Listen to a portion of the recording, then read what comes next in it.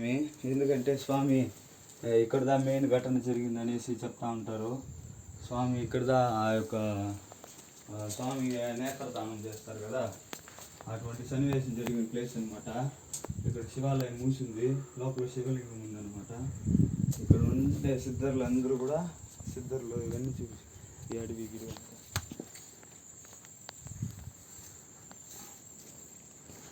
ఎవరు పెద్దగా ఇక్కడ ఎవరు రారు. ఎందుకంటే ఎవరికైనా ఇక్కడ భయం, అడవిలోకి రావాలంటే కుదరదు, ఎవరు ఉండరు ఇక్కడ. ఎందుకంటే పేర్లు కూడా రాసి ఉంటుంది, ఎవరు చిత్రాలు అనేది పేరు రాసి ఉంటుంది. కానీ మనకి తమిళ్లో అప్పుడు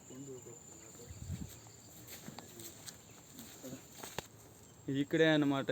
ఇక్కడ ఏదో భక్త కన్నప్ప యొక్క రియల్ స్టోరీ జరిగిన సన్నివేశము అవన్నీ ఉంది కదా. భక్త కన్నప్పలో ఒక పాట ఉంటుంది, శివ శివ శంకర భక్తవ శంకర. మీరు కొట్టి చూసినట్టు యూట్యూబ్లో వస్తుంది ఆ పాట. అది అవన్నీ అటువంటి ఘటన జరిగిన ప్లేస్ అంతా ఈ అడవిలోనే.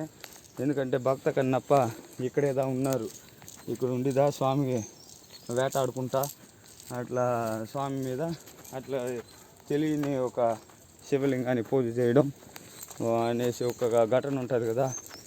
అట్లాంటి సిచ్యువేషన్ జరిగిందంతా కూడా స్వామికి ఇక్కడే. కాబట్టి మీరందరూ కూడా ఒక్కసారైనా ఇక్కడ వేలింగాన్ని దర్శించాలనేసి కోరుకుంటా ఉన్నాను. ఓం నమః శివాయ.